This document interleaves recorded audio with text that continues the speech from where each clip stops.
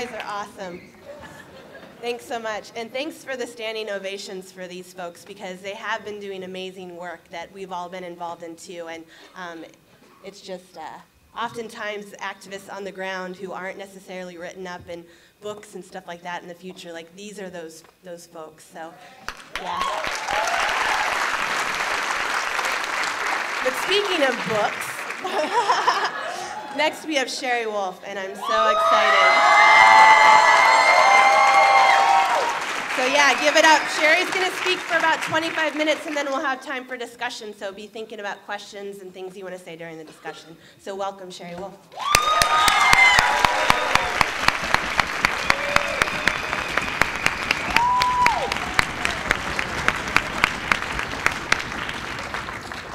If you had told me exactly 8 months ago today, November 3rd, that as a result of a ballot initiative reversing equal marriage rights in the state of California, an explosion of LGBT activism would literally roll across this country, I would have said, I fucking hope so.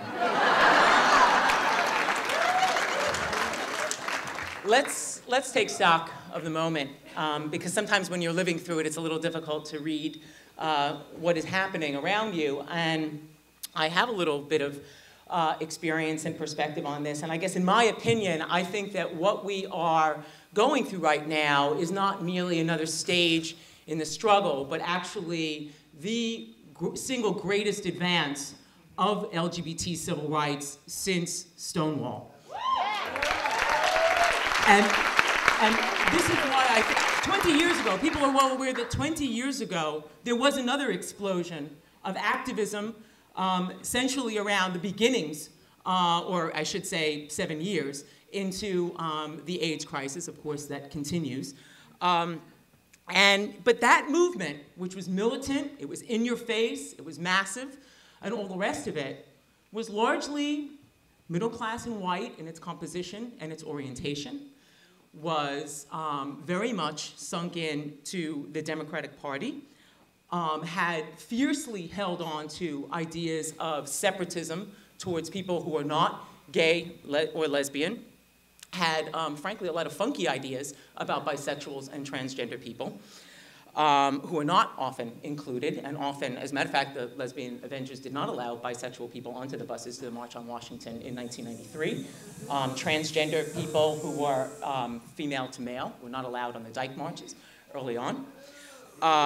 Those are facts. In fact, it was openly hostile to the organized left. I can remember actually the first Dyke March I attended in New York, down Fifth Avenue. I believe it was 90 or 1990, 91. I was actually sucker punched in the gut to the ground on Fifth Avenue for selling Socialist Worker. And that was not some sort of aberrational activity. It was probably one of the most hostile political environments organizing amidst people who you would think would be great allies, other lesbians and gays fighting for health care and access to AIDS drugs, and experimental. Today, what we have is a multiracial movement, a movement that is consciously anti-corporate, that is quite suspicious of the Democratic Party, to say the least. Is developing what I think is a very healthy critique and sometimes hostility to the corporate-driven organizations that have taken tens of millions of our dollars every year and sunk them into the coffers of the Democratic Party and not mobilized anyone since 1993. And actually embraces and is often quite friendly to the organized left. This is a sea change. It is pro-labor, which is a stark shift from the movement of 20 years ago. And then, of course, the embracing of straight people, the open acknowledgement that we need all of us together in this fight, that we are all, frankly, sexually repressed in this society, and we all need a change.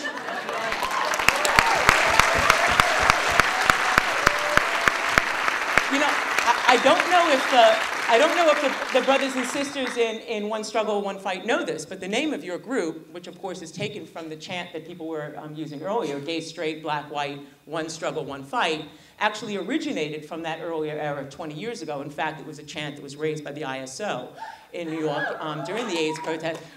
it was a reviled chant by the overwhelming majority of the people who organized for AIDS drugs, who counter-chanted, we're queer, we're here, get used to it. Both a sort of chant of defiance against the system, but also a sort of straight people, back the fuck up. At a time when there was greater levels of hostility, when the poll numbers were not what they were, but also not trying to embrace people who were shifting and who might be open to joining our struggle. I am thrilled to know that the militant organization here in San Francisco is called One Struggle, One Fight, and we have a small, modest piece to play in that history as the ISO.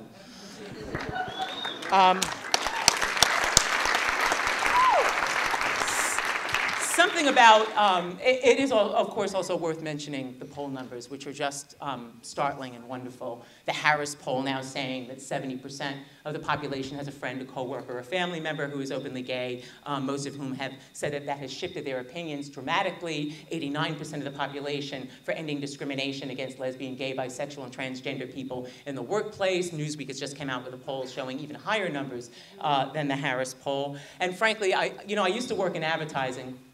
My own ex from the advertising company in New York, the most useless profession in the history of the world.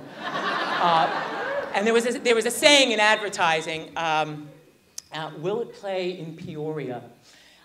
Peoria, Illinois, for those of you who don't know, is sort of the anti-San Francisco. It's sort of supposed to be the sort of template for every town USA, the place where people who are transgender would certainly not, think to walk the streets, where outre is really out, where it is supposed to be the quintessence of normative. Well, even in Peoria, this movement has reached. In fact, when some bigoted bar owner put up a sign after he noticed that gay people were starting to hang out in his bar, it said, "This is not a gay bar," dozens of people from Peoria said, "Fuck you, we're coming in, we're integrating this bar."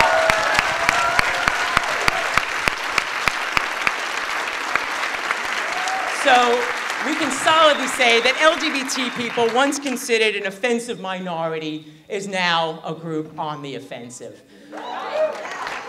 I want to talk about three dangers in the current struggle, because we should talk openly amongst ourselves about what we're facing, because we are up against some opposition. And the first of them I want to talk about is the notion of inevitability. The feeling that now is one state after another, my God, even Iowa, which surprised us now twice this year, right? Wasn't the lily white state that first gave Obama his vote and gave people an idea that perhaps white working class people in this country would vote for a black man for president? And then, of course, passed marriage equality, ensuring in the minds of every Californian that Jesus Christ, if Iowa can do it, we certainly can. But the notion of inevitability, I think, is something that we need to deal with, because there's a great deal of excitement, and there's a sense that, well, we have the wind in our sails. It is inevitable now. This will happen whatever we do. We've done our protests. We've said our piece. The poll numbers are with us. My God, Dick Cheney has come out of his bunker. Even he has said he is for marriage equality.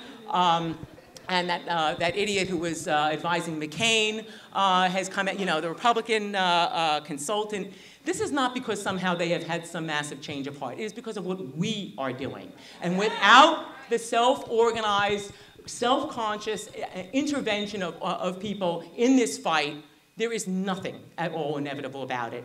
Let's remember, in California, only 2 months before the vote, in November, the poll numbers were actually on our side. And it was the other side that used street heat, that had a strategy with less money, I might add, and that took seriously going into the Latino and black neighborhoods, into the churches, talking to people, making arguments, and they won and we lost. There is nothing inevitable about this fight. Take a look at the employment, the EFCA. I'm sorry? No, the card check sign. My brain is lost. What does it stand for? Yeah, I know. So give me the Employee Free Choice Act. Sorry. That would make it. I got a light in my eyes. I can't see anything. Employee-free choice, which would make it easier for people to join unions by simply signing on a card. A majority signs on, you're in a union, not the kind of crap that takes years and struggle to get to. It was thought before the election that it was inevitable that this was going to happen. I mean, after all, the trade unions poured $350 million into this campaign. And where is that fight now? There is no struggle to make that a reality. Nothing is inevitable without a struggle.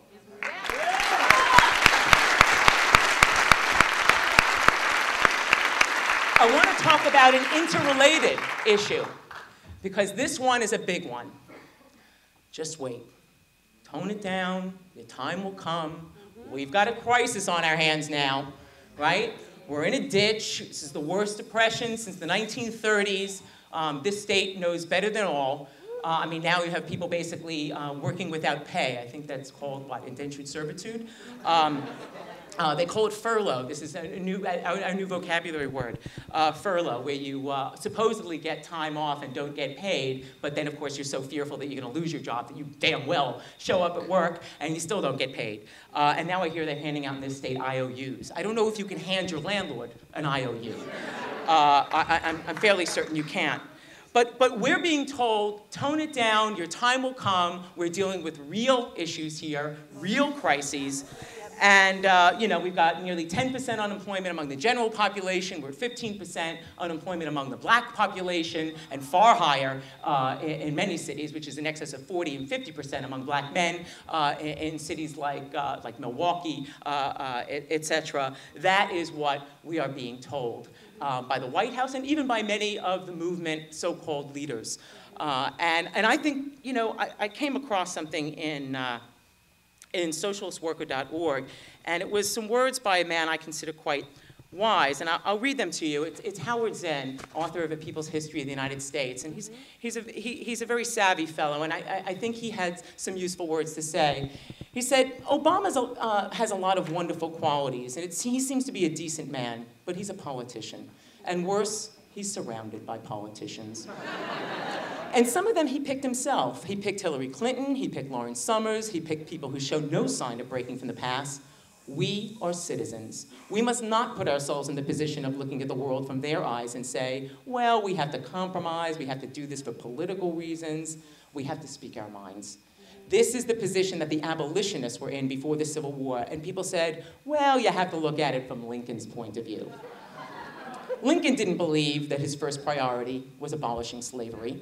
But the anti-slavery movement did, and the abolitionists said, we're not going to put ourselves in Lincoln's position. We are going to express our own position, and we are going to express it so powerfully that Lincoln will have to listen to us. And the anti-slavery movement grew large enough and powerful enough that Lincoln had to listen.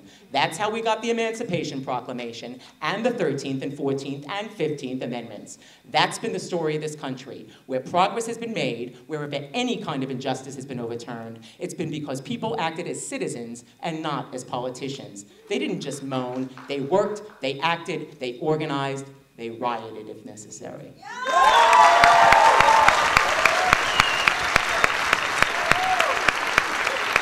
The other thing we are told, in addition to wait, is tone it down. Tone it down. Don't go for the whole deal. In the state where I live in Chicago, there's actually a gay representative, nice man, met him, Greg Harris, lovely fellow. He wants to push for civil unions, a sort of marriage apartheid.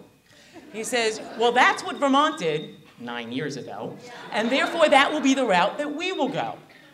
And it's not just that they push for this marriage apartheid, you know, back of the bus, or I guess middle of the bus compromise, but they call it, if you've ever actually, say, I don't usually read legislation, you know, I'm a socialist, like, oh, it's open, whatever.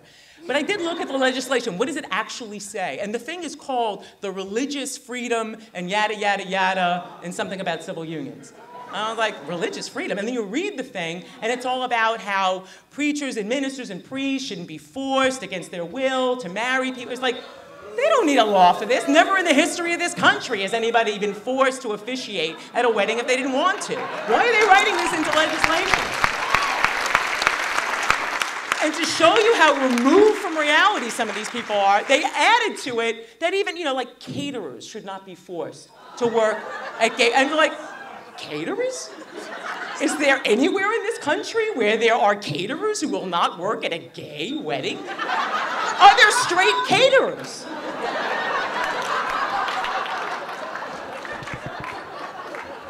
So, I'm not so much for the tone it down. I think what the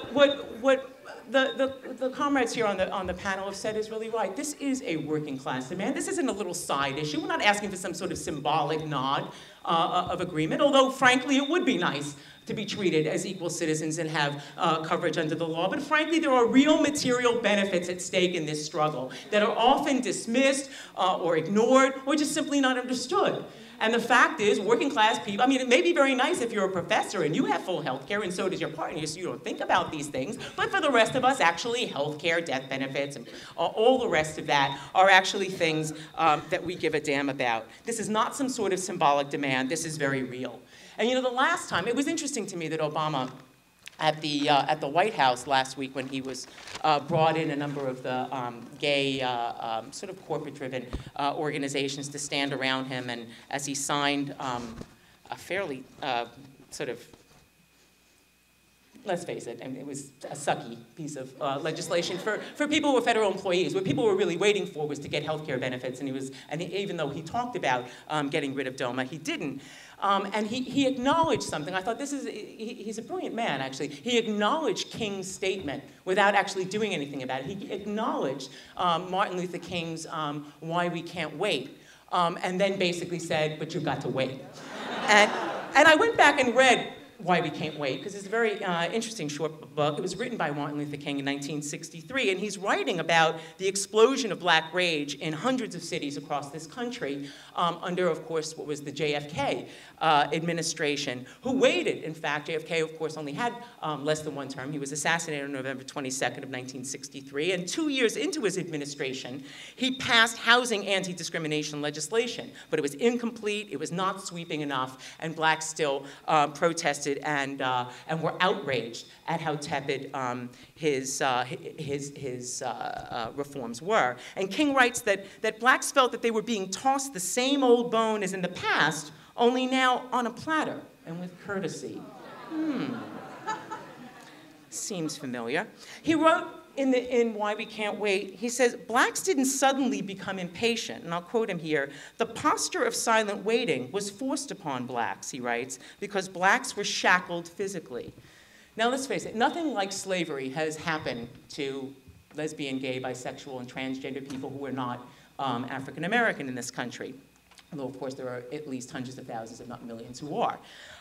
Though we have, of course, and have to this day, lynchings, though not nearly on the level and the breadth that they took place in this country historically against blacks. But the shackles of the closet that were imposed on most of us by law, keep in mind that the Supreme Court only overturned sodomy laws in 2003. 2003, 21st century, right? And the shackles imposed on us by social custom have been shed, slowly at first, but now we are out in 99% of American counties, according to the US Census of 2000. And right now, it's not that we have suddenly become impatient, but it has now become unendurable to continue to not be covered as equal citizens under the law in this country.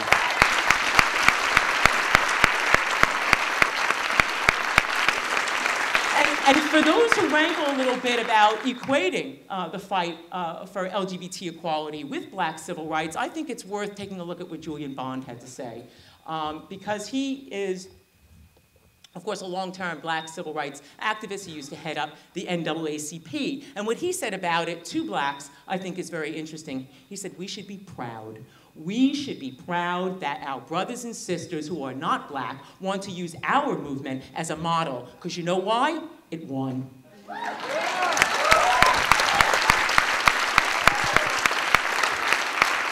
I want to address another danger. And it comes actually from people who are not to the right, but actually people who are our brothers and sisters on the left. There are many, many people who are very, what do you want to do? There are many people, he's making motions.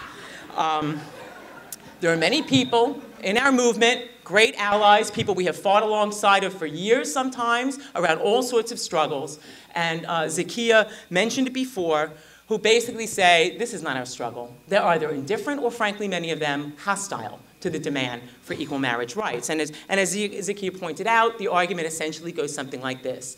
Who the hell wants this crappy heteronormative institution that imposes monogamy on us, brings the state into our relationships, and religion? Now, we socialists are sympathetic to all critiques of monogamy, religion, and the state. After all, we are for smashing the state and ending the imposition of the traditional family on people. And of course, we are for single-payer, universal health care in our lifetimes as soon as possible.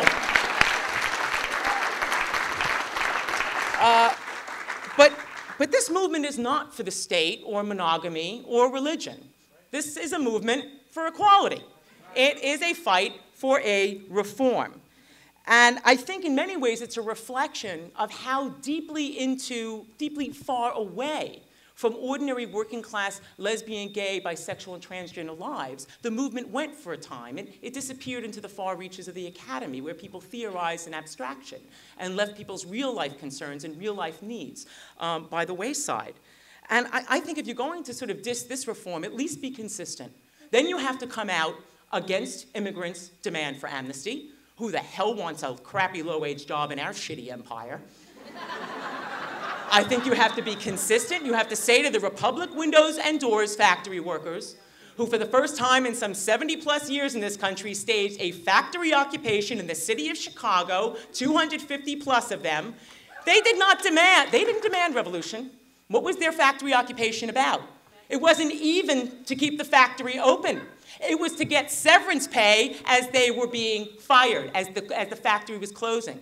Be consistent. Say, we're not for that demand because that's a crappy, silly, halfway demand. I think we have to say, hey, troops out now from Afghanistan and Iraq. You want to call that a crappy demand? Shit, we've got bases in hundreds of countries. Is that a demand that says we don't care about the bases in all the other countries? No. Reforms by their very nature under this system are partial. And they create the conditions in which people unite, they come together, and frankly, you know what? I know we've mostly experienced defeats in our lifetime, but victory also can have a domino effect.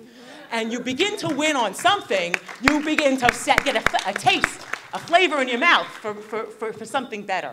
And you begin to feel that you can fight for more.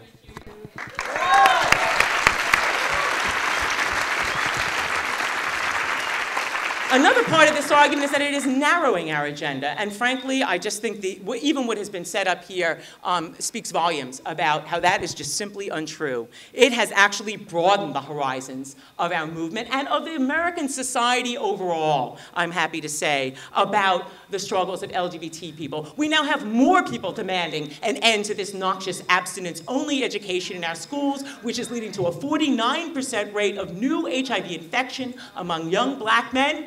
It is a death sentence for young black men to have abstinence only, period, and people are now fighting around it and agitating around it.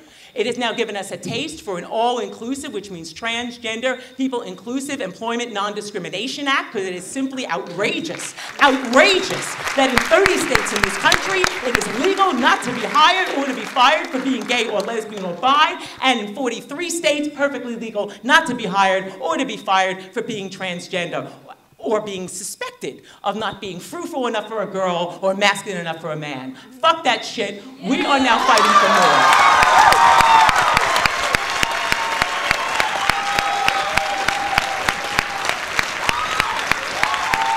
Without this movement for marriage equality, I do not believe we would have seen a historic breakthrough on, of all places, drive time radio in the city of Sacramento just a couple of weeks ago.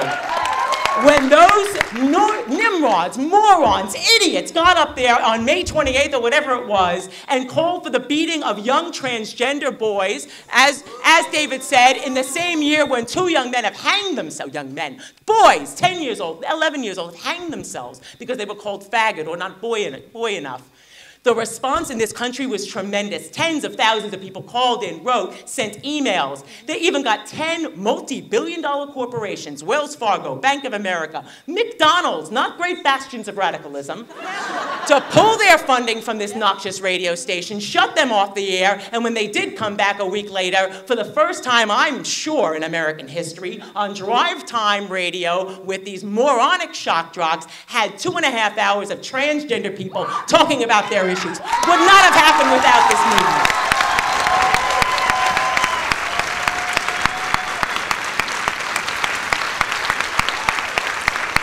And if you think we've heard hostility to marriage equality, I am sure that hostility or that indifference carries over in some circles to the issue of don't ask, don't tell.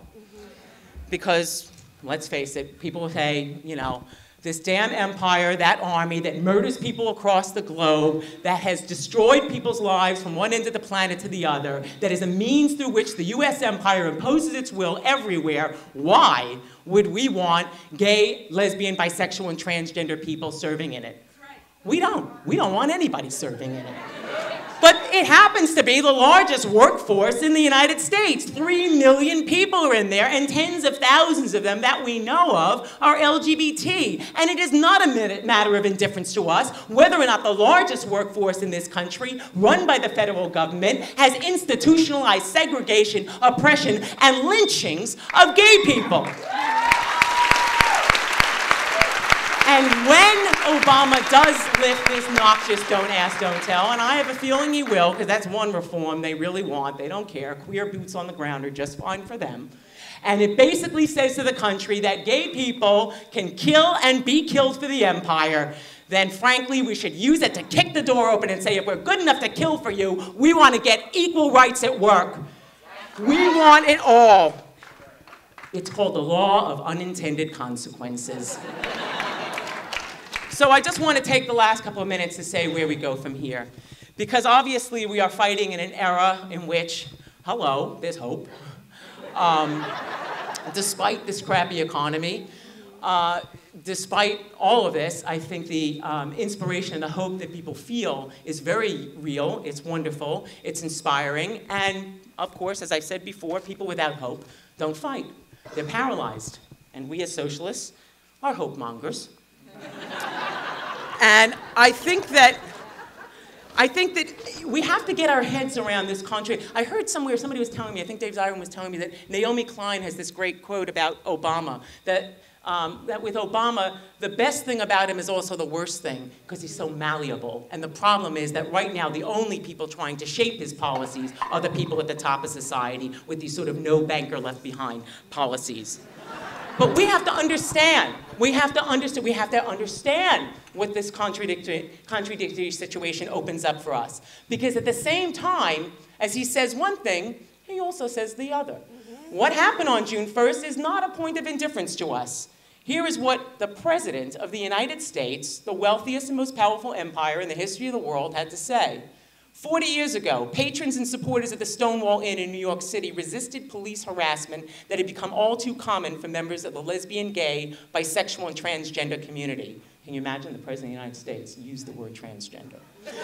Out of this resistance, the LGBT rights movement in America was born. During LGBT Pride Month, we commemorate the events of June 1969 and commit to achieving equal justice under the law for LGBT Americans.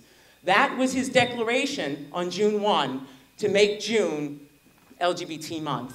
And not 10 days later, his own Justice Department equated marriage equality with incest and all sorts of other things. Outrageous, outrageous. But the gap, the groaning gap that exists between the statement for LGBT Pride Month and a friend of the court brief that basically keeps in place DOMA, Defense of Marriage Act, in that gap, that is something we can drive a movement through. And that is what we must do.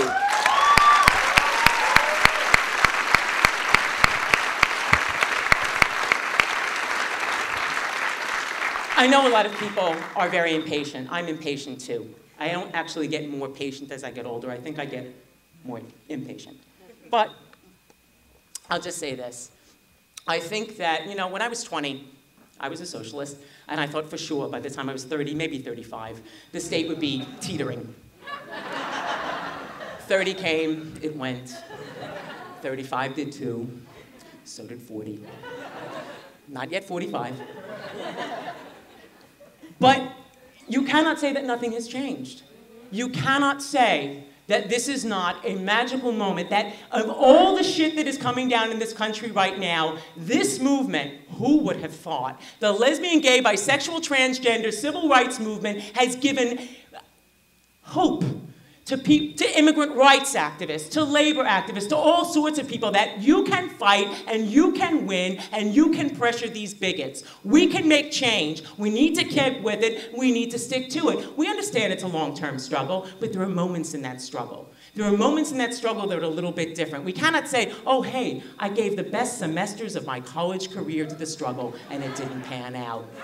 This is going to be long-term, but there are moments like now when history can take a catapulting leap forward and we can push through the door and win full civil equality for ourselves in this country. It's not like the oppression will end. Blacks have had civil equality in this country for some decades, and we cannot say in any score that racism is over. But imagine what it will be like when we force the hand of the President of the United States to get up there finally, sign an executive order, and add LGBT people to the 1964 Civil Rights Act and end this bullshit once and for all. We need to get out there at the March on Washington in October, bring our demands to the seat of power, and make this happen.